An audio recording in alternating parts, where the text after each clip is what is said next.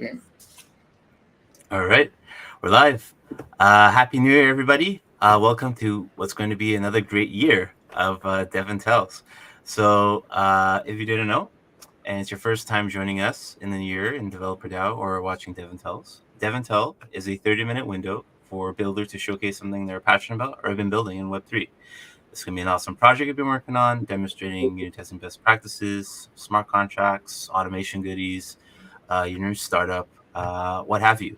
Basically, it's your opportunity to show your hard work to your peers in the developer DAO and in Web3. And today, I am ecstatic to start off the new year with Peter and Godwin, who are going to be giving us an overview of mobile development with Flutter and Variance. Welcome, gang. Happy to have you on. Thank you, Nab. Thank you. Now, My pleasure. My pleasure. I guess before okay, we so get into the content of the presentation, did you both want to give a brief introduction about yourselves, just in case folks aren't familiar? yeah, sure. Um, well, let me Yeah, make sure. this larger.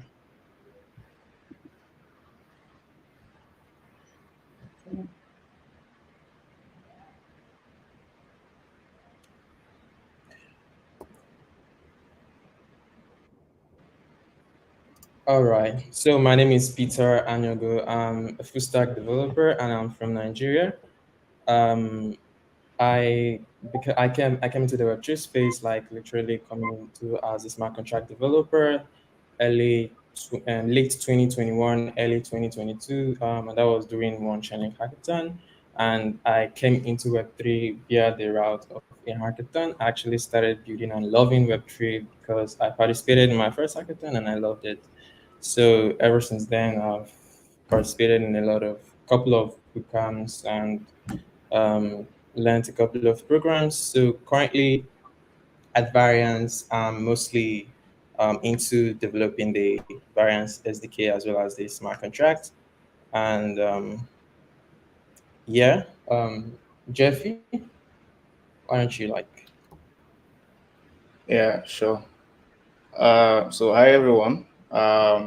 My name is Godwin Alexander Kainu. I'm a mobile app developer and technical writer. So I started as a mobile app developer about 3 years ago.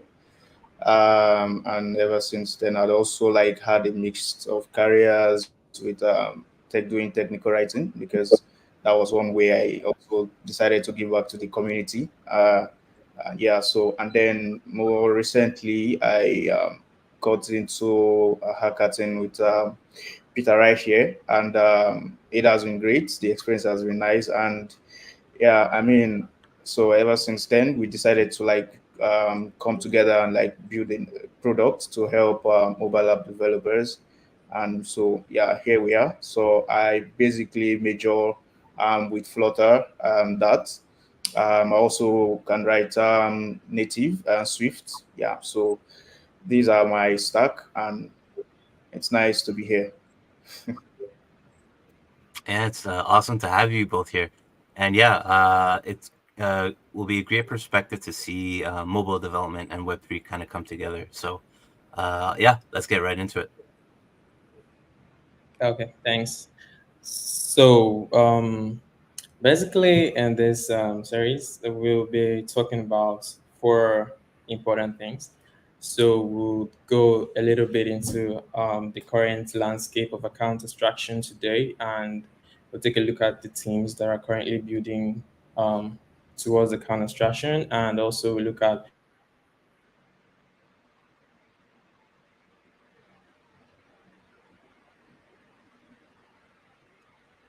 I think Peter may have froze. Yeah, I think the there's an problems. issue. We'll also take a look at the mobile first approach. We'll be looking at the untapped vertical of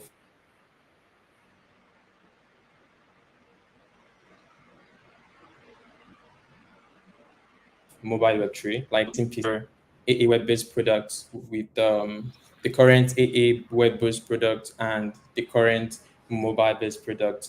and then we'll see the ones that we'll see the differences between the both, and we'll also take a look at how Variance aims at bringing in more of these web-based products into the mobile-based ecosystem. And then the third thing we'll be talking about is why Variance? Why are we building Variance? What is the motive behind it, and what are we trying to solve? Then the fourth thing would be to show how you can adapt Variance SDK into your mobile applications. So account abstraction today, basically there are several teams that are currently in the account abstraction space, and this is just a couple of them, the ones I could find.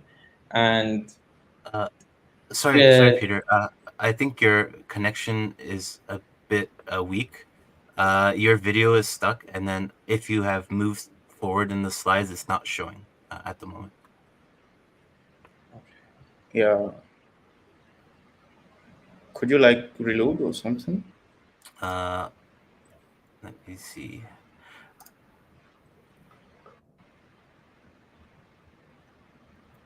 I think it's better now, right?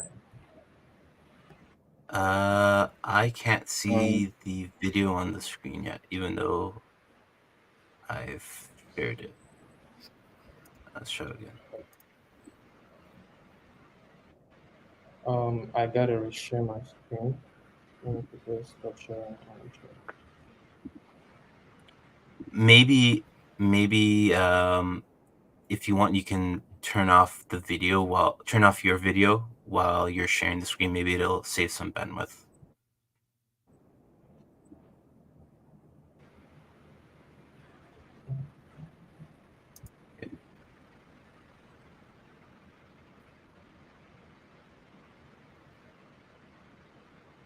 Okay, presentation's back on.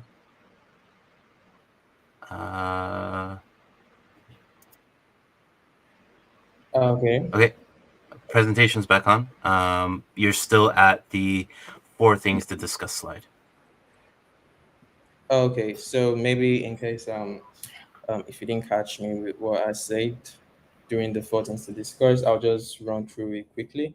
We'll talk about account abstraction and the landscape today. We'll also look at the mobile first approach, and we compare the web-based product and the mobile-based product that are currently existing, and we look at what mobile first approach is. And then we'll also talk about why we're building Variance and what we are doing at Variance. And then the last one will be showing you how you can integrate Variance into your mobile applications. So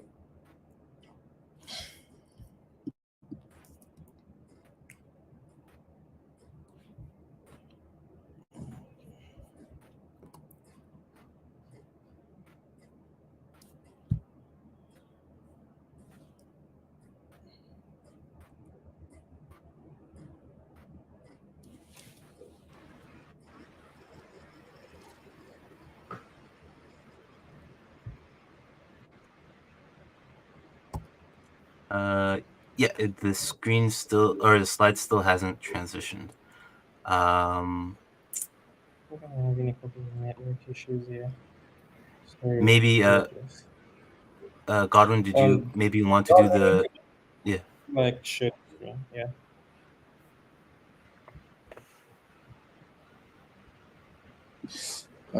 Not sure.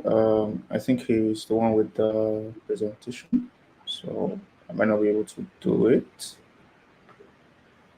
Here, let me send it.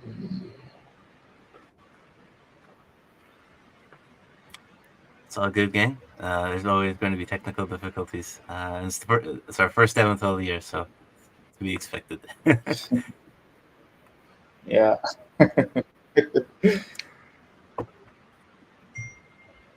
Okay. I think this froze. I'm reopening it.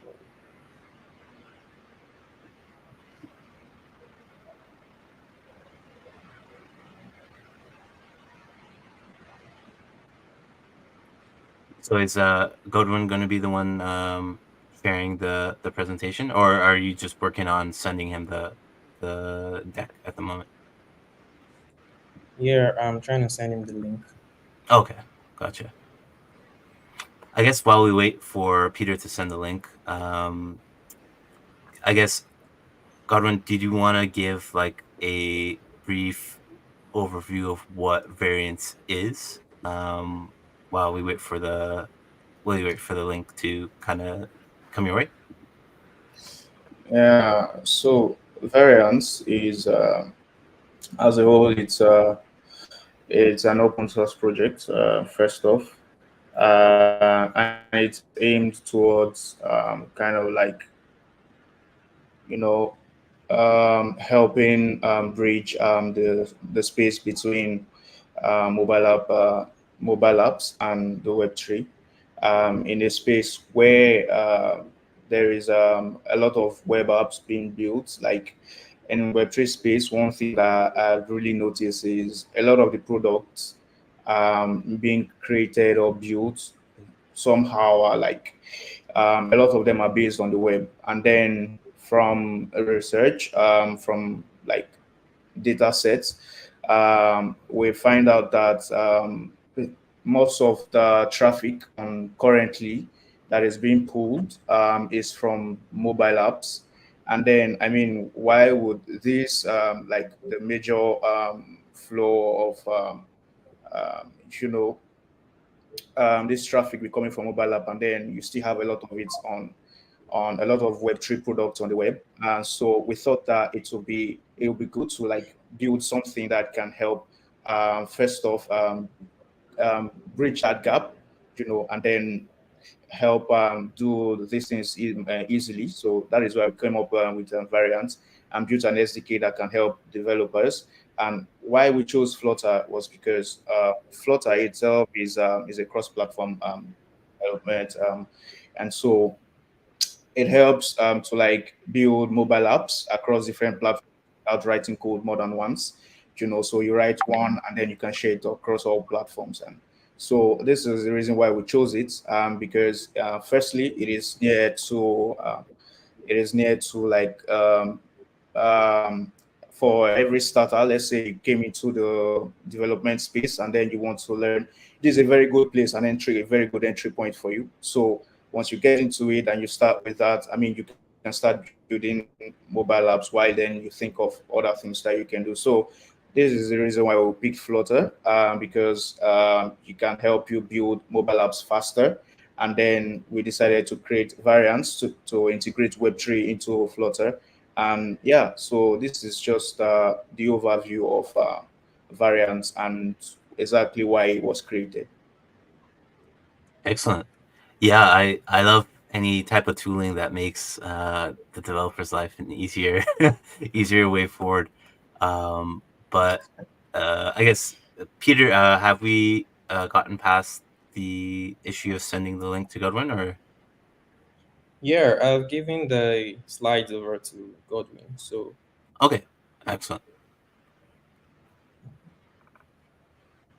I'm kind of still trying to figure out how to like present it here. Oh, So yes. it might take me So some seconds. So if you so once you have the presentation up, what you want to do is there's a present button right at the bottom of the screen. So if you click mhm. that, it'll give you the option to share a window or share your entire screen. That is essentially how you will you'll share the presentation.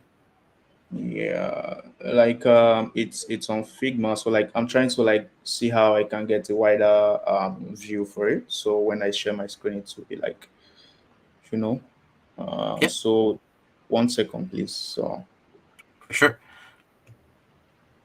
And while Godwin is getting the presentation up, I guess, Peter,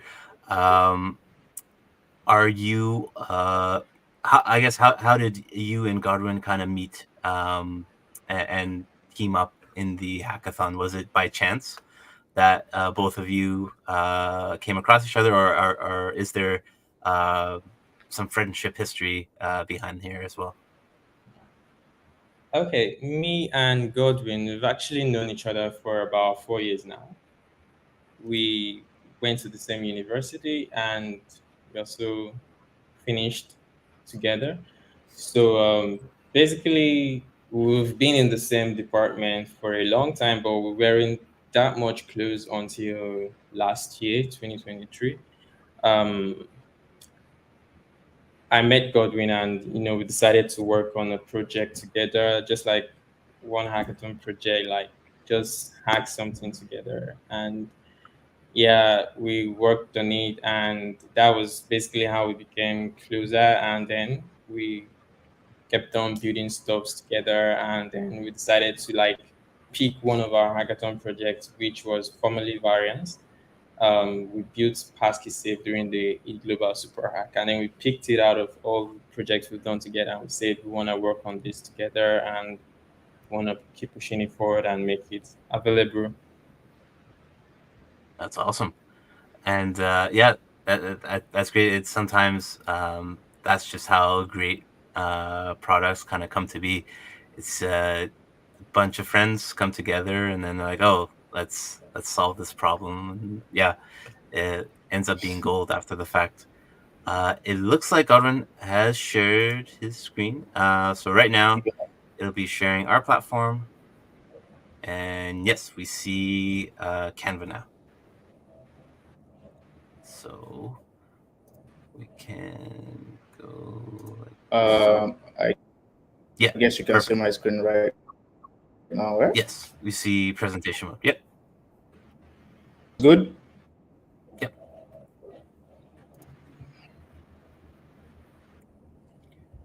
Okay. I think we've passed this place, have we? Peter, Yeah, we are at, yeah, we've passed this one too, I guess. Peter, are you there? We've passed this side, right? Yeah, probably should start Okay. on account Maybe I'll side. just go a bit over. Okay. So let's start account abstraction.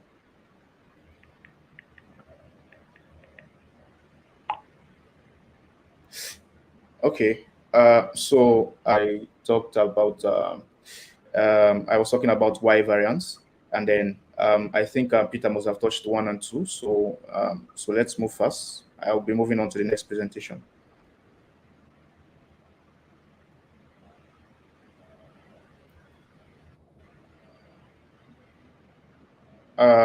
So like I had said,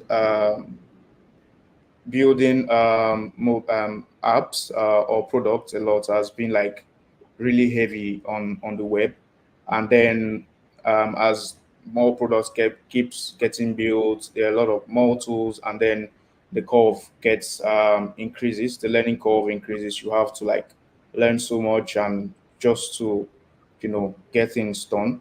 And this is one problem we discovered, and then we decided to like, okay, let's resolve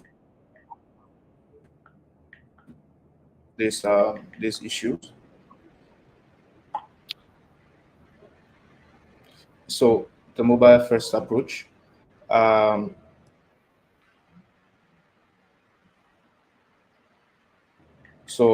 we decided to go with the mobile first approach. This is because um, a lot of stuff has been on the web, and we feel that um, going on the mobile should be something that should be looked to. We need to like bridge that gap between Web3 and the space, and so we decided to create Variance, and this is exactly Variance is exactly focused on mobile to integrate Web3 and to help developers experience of other Web3 users, and also promote and or like enhance the popularity of Web3 for the next 1 billion or so.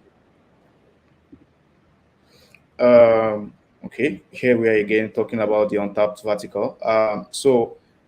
When I was explaining about variants and then Web3 on solely based on the web, I also talked about a lot of the traffics today being generated from mobile apps. And then, so mobile application usage accounts for up to 88% of digital media time.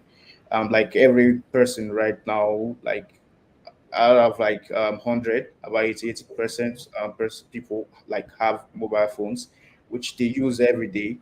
And there is more than 6.3 billion smartphone users. So why don't we tap into this place? I mean, Web3 is still, it's not really still kind of relatively new. And then we're kind of like Web3, and I think moving into this space where there is a lot of users would benefit the Web3 as a whole. Um, so this is uh, this is one of the reasons why we decided to go or build this thing, variance, so we can help also foster the development and the popularity of Web3.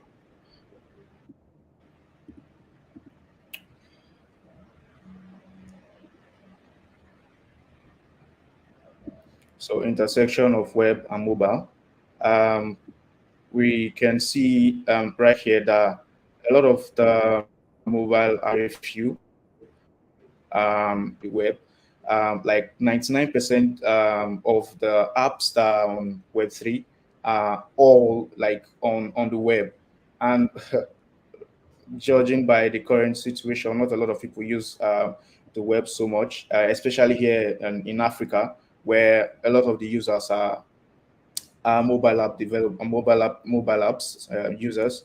So it will make more sense to like have these probably the replications of these applications right here on mobile the mobile space, just to, yeah, I think this will also go a long way to like promote Web3. So I'll be moving to the next slide. Sorry, I'll have to move fast because I think we are going short on time. No, don't worry about it. No, don't worry about it. Just go through it regularly. Yeah. So our solution, okay, sure. All right. So our solution, building the protocol, or sorry, the SDK. We thought of like introducing the new 337. This is because of its new features, the fact that you can do some transactions and all. We believe that with 4337 integrated, we can unlock limitless user experience with smart contract wallets even for the next Web 3. We decided to also use Escape 256 K1 multi-signature schemes. Reason why we decided to use some sort of security where you can currently, if you notice, it's like becoming a trend right now. A lot of popular applications are beginning to move from just normal passwords and or to using passkeys. And this is one of the reasons why we decide. So you can sign transactions with just passkeys, which you can create from your phone's biometrics, with your phone's biometric or probably some file. You can have passkeys created to sign any transaction that you need to do on chain. And yeah, so this is we believe that this is way more secure than having your traditional private key saved all in one place and stuff like that. But here you have it, instead of having the private key or maybe your seed phrase being kept somewhere or so, this is way more easier for you, because it's whenever, and then if you lose it, you can always recover. And then while building Variance, we decided to go the modular way, and then we some a network that like really agreed with what we were building and was Safe Protocol. And so we also integrated Safe Protocol to like leverage their modular architecture for Safe Protocol with all its benefits. And so, yeah. Now we're moving on to the next presentation. So why variance? I think I've talked more on this, so maybe I should go over it again. So variance is here to bring the Web3 experience to mobile app. We intend to not stop just at building on Flutter. We also intend to also build this package, on other languages like Java, and so you can also build even native applications, right? Other than, you can also have options other than cross platform like Flutter. So Variance is one step forward, migrating Web3 to mobile. Variance offers a suite of tools that aid developers in crafting mobile-first dApps, implementing account abstraction, and building smart wallets with minimal efforts. As we go through, I'll show you how to like build a simple smart wallet. Like you should be done creating uh, uh,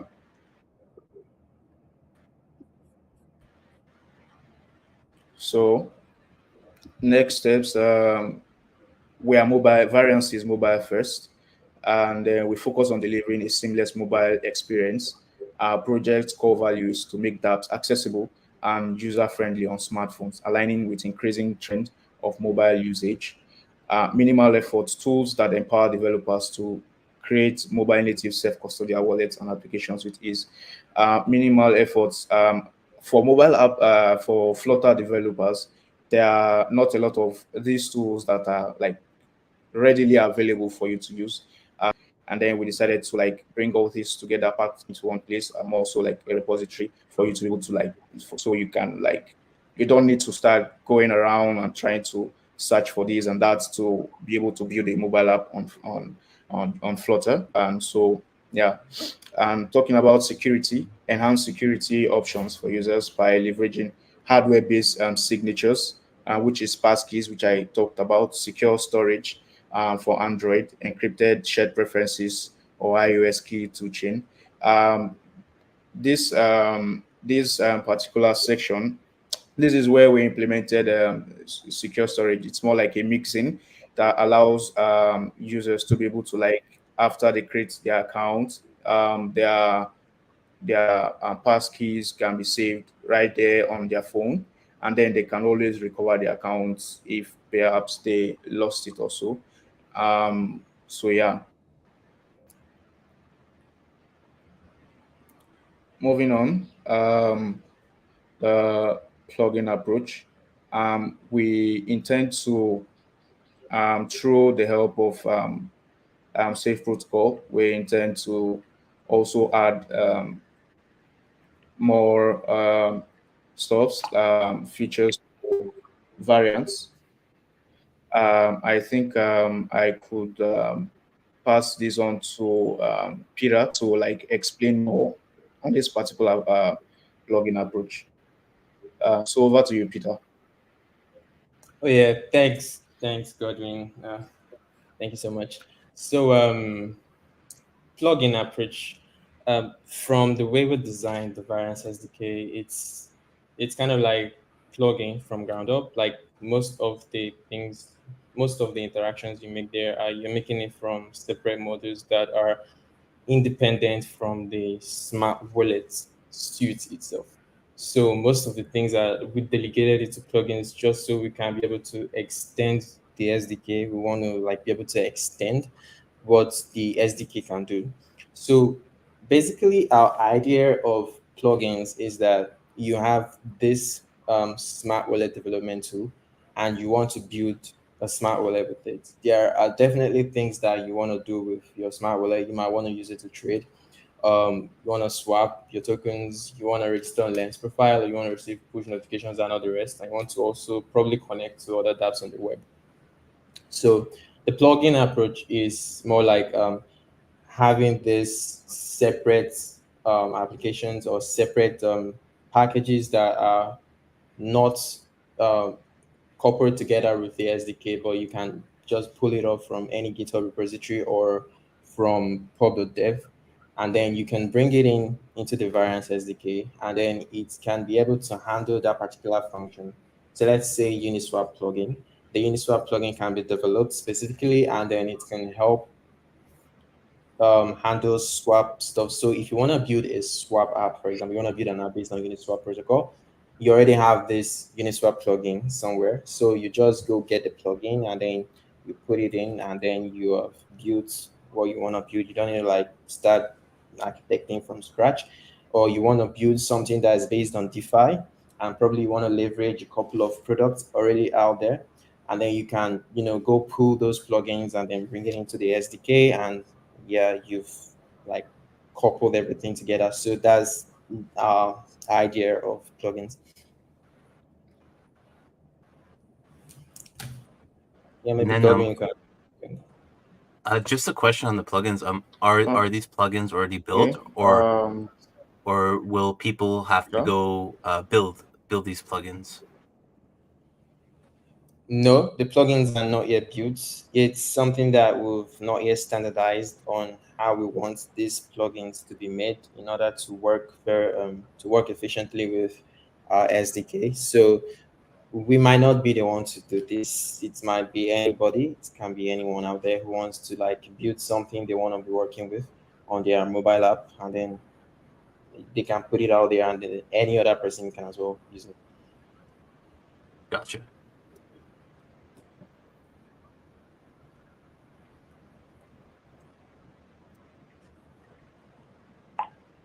Yeah, sorry, I Okay. think you were going So to we're the moving on next to the slide. next Yeah. one.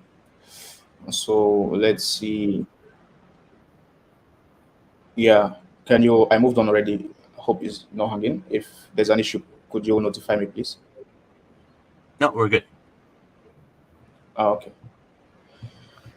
So first off, the smart wallet. The smart wallet class is basically one of the largest the classes in the variant stats. And so if you look at this with the smart wallets, you should be able to construct a smart wallet or build a certain app that you would want. If we look at the constructor, we could see the smart wallet requires the chain, requires a multi-signer interface, requires a bundler provider, please. And the bundler, we have I think about two types. We have the Ethereum bundler and also have the one for the 4337 bundler. It also requires a JSON RPC provider, which supports validate method, which helps you validate to check that the chain ID you entered or provided is correct. And then we also have plugins. We decided to make this plugin so you could also, like add and remove whichever ones you do not want. Next one. So yeah, we'll be moving to the next thing. We'll be moving to is chain, and then the chain class here. The reason why we have this here is because for you to be is that you have a chain, and with the chain class you can all integrate your very own chain, or perhaps use the ones that predefined chains that we already have in the SDK. We also have the multi-signer interface. The multi-signer interface, if implemented, is supposed to help you with things like you getting your address and sign off on the elliptic curve. also help you return personal signatures. Um,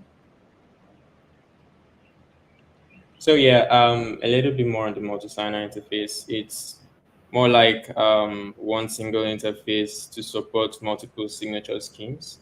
So you have this single interface, and then you can implement multiple depending on how you want your transactions to be signed. But us, we have implemented passkey signatures and HD wallet like normal private keys. So you can actually implement yours. So if you probably wanna use another signature scheme, or you want to sign your transactions differently, you just clone the you inherit you implement the multi-signer interface, and you implement the methods, these three methods, and basically you're good to go.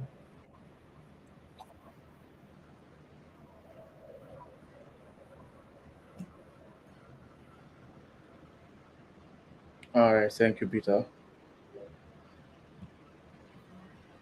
And so on the bundler provider base, Peter, could you also throw a bit on this too? Okay, so I'll just make it quick. The bundler provider, this is an abstract interface, Hello, right? Peter, are you there? Yeah. I'm here. Okay, so the bundler provider, this is an abstract class. The bundler provider is kind of like just abstract um, all the um, all the methods or the operations you need to interact with for a bundler. So I think there are just five: estimate user operation, get user operation hash, the user operation receipt, send user operation, and yeah, get user operation gas. I think they're just five. So this is just what the bundler provider does. Just provides the interface for those five functions you can interact with in bundler.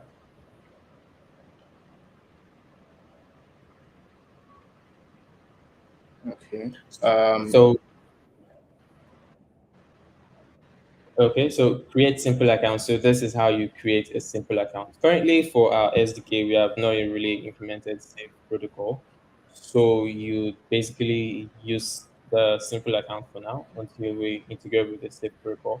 So the create simple account is very straightforward.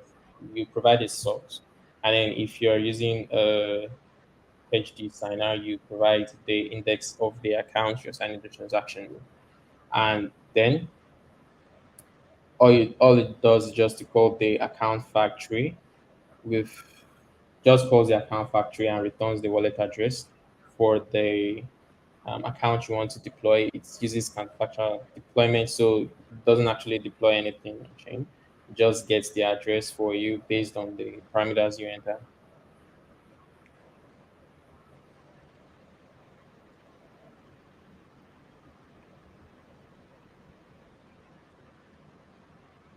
And this is the implementation of the passkeys account. So if you want to create a simple passkey account that um, you want to work with your mobile device for using your biometrics to sign transactions, this is how you do it. You just create a simple passkey account.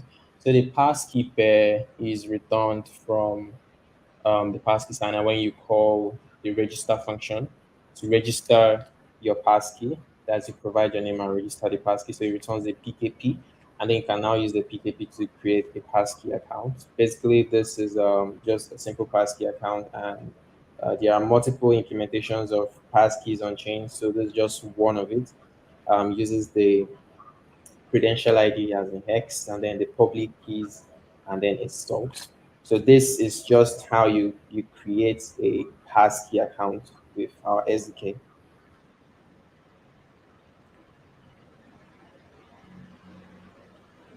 So if you want to get retrieve the account address of your passkey account or your normal simple account, you just call the get simple account address, and then you pass in the signer, or you pass in the PKP and the salt as well. So this will return the account address associated with the account. So basically, at the point of creating the passkey account or your normal account, you can opt in to save those credentials on your device. So next time you can just load them from the device and call this function to get the addresses of your account.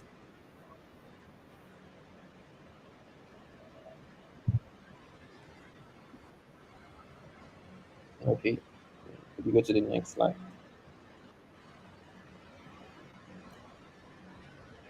Peter, Yeah, could you are go to you the next still slide? talking? I can't hear you. He's asking to go to the next slide. Yeah.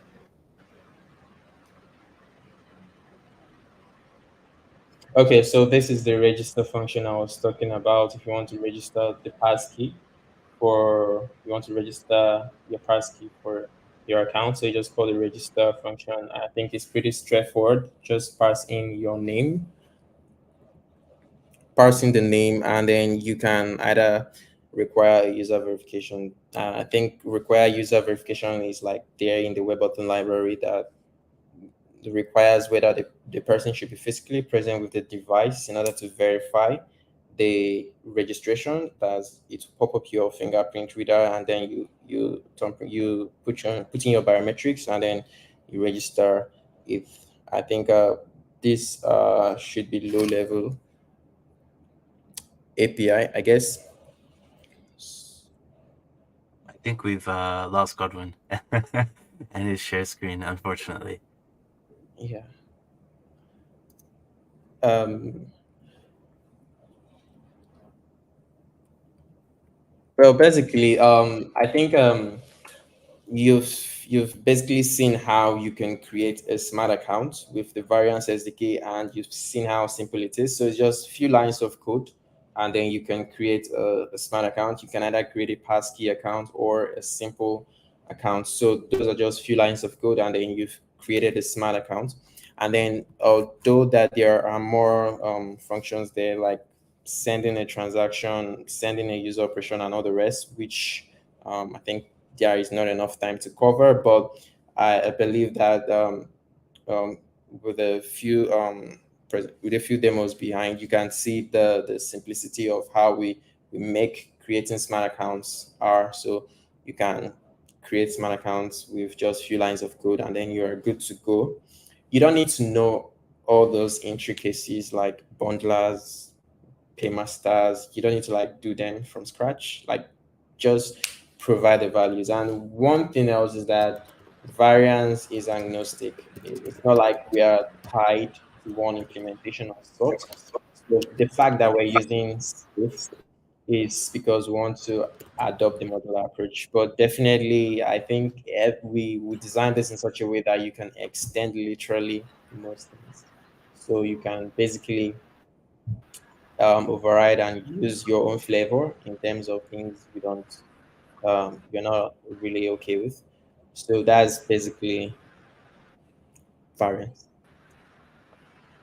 That's really cool. So essentially, you've made both of you have made um, a easy path for mobile developers to get started with Web3, essentially. Um, and I guess for the mobile developers who are watching this, or aspiring mobile developers, how can people start using a variance to build Web3 mobile native apps today? Okay, so the fastest way to get started with variance is you can head on to pub.dev slash variance that. Yeah, you go to the packages, and then, or you can just type in pub.dev variance. I think will be the first to come up. So you can install the package, and then you can get started. So if you've not built a mobile app before, I think the first thing I would suggest is to go through if you've not built a mobile app before with Flutter, I think the first thing I would suggest is to read the Flutter documentation. It's like pretty straightforward, and then the code labs there is like gives you like an hour or two great intro on how to get started to building a mobile app, and then with variance you can easily start with Web3 immediately. Excellent. And we'll be sure to link all those resources in the YouTube description, so you'll have an easy way to access all of that. We do have a question from the crowd just before we end things off here. Joel asks, which blockchains are currently supported by the SDK? Are there any plans to add more blockchains that are currently supported in the future? For the SDK, I think most EVM blockchains are supported. If you don't find any of the blockchain you're looking for in the list of chains for the SDK, you can like create it yourself. Just make sure that entry point has been deployed on the blockchain, and you have a bundler, and yes, you have a bundler URL, and then you're good to go. Just those two things, like you populate the chain configuration, and yeah, you're good to go. Excellent. And on that note, if people have questions for you or have questions about how to use Variance, what's the best way to reach out to yourself, Peter, and Godwin? If you have any question for Variance, you could DM me. You can send me a DM on Twitter, or you could send us an email at teams@variance space. Excellent. And yeah, we're going to be looking forward to all the great mobile native apps that people are going to be building with Variance. Thank you so much for coming on DevNTell today, kicking us off in the new year with new challenges to build better mobile native apps with Web3 tech. Excellent, gang. But before everybody leaves today, I want to share the QR code. Sorry for covering your head there, Garun. But I want to share the QR code here for everybody to scan to be able to claim your NFT for being an attendee today on DevNTell. So what you want to do is grab your regular QR code scanner, scan this code, fill out the form, and you'll be airdropped a NFT for being an attendee today on DevNTell within the next couple of days. You'll have 1 hour and a half from this moment on to be able to claim. So you'll want to definitely hop on and fill out that form. But with that, I just want to wish everybody a very happy Friday, happy weekend. And again, thank you, Peter and Godwin, for coming on and sharing Variance with us. Okay. All right. All right, everybody. We'll catch you back here on DevNTell next week. Until Thank next you. time. My Happy pleasure. New Year. Happy New Year. Happy